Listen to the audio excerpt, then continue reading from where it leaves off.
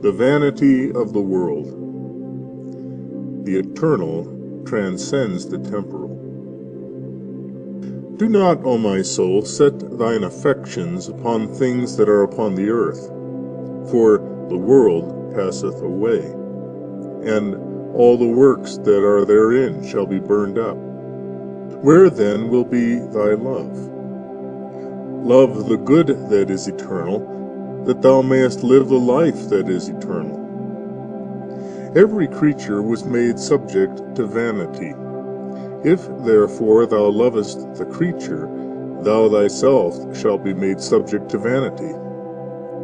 Love that which is truly and lastingly good, that thy heart may enjoy lasting peace and rest. Why do the honors of this world delight thee? If we seek honor of men, we cannot receive honor of God. And in seeking worldly honor, we must conform ourselves to this world. But if we seek to please men, we cannot please God. That which is produced by the transitory and unstable is itself transitory and unstable, and hence worldly honor cannot be stable. One may be exalted to the height of worldly glory today, and sunk to the lowest depths of ignominy tomorrow. Seek to please God, that he may confer upon thee his true and lasting honor. After all, what real advantage is there in being esteemed great and honorable among men? A man is really great and honorable only as he is so esteemed by the great God himself. When the people would have made Christ a king, he fled from them. But when they sought him to put him to a shameful and ignominious death upon the cross, he freely and voluntarily offered himself.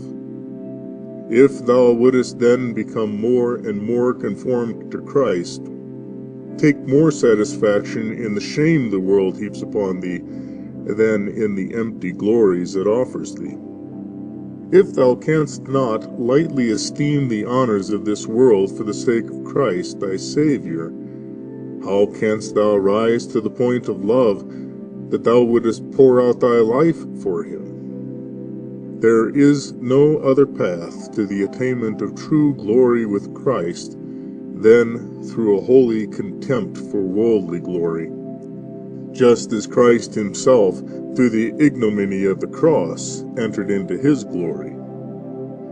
Therefore choose rather to be despised, to be lightly esteemed, to be scorned in this world, that thou mayest be honored of God in the world that is to come. Christ has plainly taught us what estimate we ought to place upon the glory of this world. All the glory of the heavenly world was his own and waited upon him. Aye, he himself is true glory, and yet he emptied himself of all his glory, and for a time voluntarily cast it from him. The more worldly honor one enjoys, the more abundantly he is supplied with the material comforts of this world, the more profoundly and heartily ought he to be saddened by it, seeing that in all this he is just so much farther from conformity to Christ. How vain are the world's plaudits if we carry about within us a guilty and accusing conscience. What advantage is it to a man intensely suffering from a burning fever that he lies upon an ivory couch? The testimony of a good conscience, that is true honor, that is true praise. Thou canst have no juster or more impartial judge of thy deeds than thy God and thy conscience. Let it be thine aim and desire to bring all thy deeds to the test of this holy judgment. Is it not satisfaction enough for thee that thou art known to thyself, and, what is best of all, to God? But coming now to riches, why dost thou so greatly desire them? Far too avaricious, is he for whom the Lord suffices not. This life is the pathway to our heavenly fatherland. Of what advantage, then, is great wealth? It simply burdens the Christian pilgrim as a vast cargo does a ship. Christ, the King of heaven, is riches enough for the true servants of God. A real treasure ought to be something within a man, not without him, and a something that thou canst carry with thee to the eternal judgment. But all these external, material possessions must be laid aside by thee at death. All these heaps of riches shall one day perish. But he who has heaped them up shall perish in a still worse manner, if he has not been rich toward God. Naked and poor thou camest into the world, and naked and poor thou shalt go out of it. Why then should the middle portion of thy life be so different from its beginning and its end? We ought to value riches for the use we can make of them, and how little will they then suffice us? The most insignificant gifts of grace and virtue are far more valuable than all earthly riches. And why? Simply because with grace and virtue we may please God, whilst with riches alone, apart from these, we cannot please Him. We ought to be more pleased with the facts of Christ's poverty than with the riches of all the world, because Christ has thus sanctified poverty for us. He was poor at his birth, poorer during his life, and poorest of all at his death. Why shouldest thou hesitate to prefer this world's poverty to its riches, since Christ preferred it to the riches of his heavenly kingdom? How wilt thou trust thy soul to God if thou dost not commit the care of thy body to him? How wilt thou lay down thy life for thy brother if thou art not willing to lay out thy riches for him? Riches are acquired with great difficulty and labor. They are held in possession in constant fear, and their loss occasions great pain. And what is still more to be deplored, all the labor of the avaricious man in acquiring his wealth will not only come to naught, but will be deadly in its effects upon his soul, according to the teaching of St. Bernard. Thy love is thy God. Where your treasure is, there will your heart be also. If thou lovest these material, earthly, perishable riches, thou canst not love those higher, spiritual, heavenly, eternal riches. Why? Because those weigh upon man's heart as a heavy burden and drag it down to the earth, while these lift it up towards heaven. The love of earthly things is a sort of weight upon the wings of our souls, said a certain ancient lover of Christ. The solemn example of Lot's wife, turned into a pillar of salt, warns us not to look back to our worldly possessions, but to direct our way towards our heavenly home.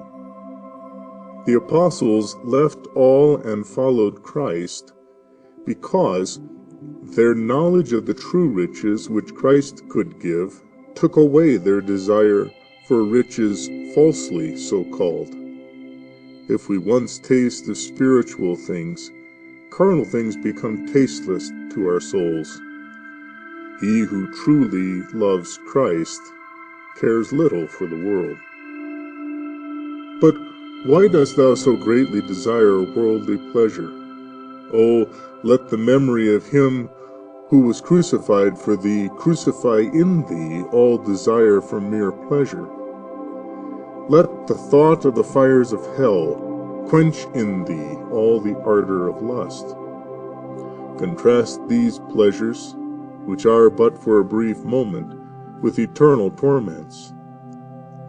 Fleshly pleasure is beastly, and renders all who indulge in it beastly.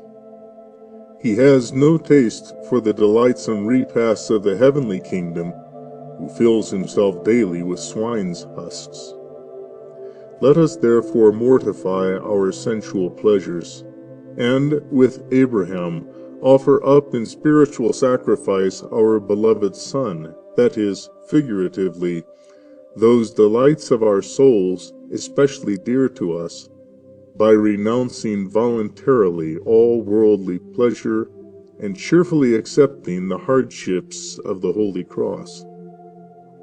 Oh, the way to the heavenly kingdom is not smooth and level and strewn with roses, but it is rough and rugged and beset with thorns.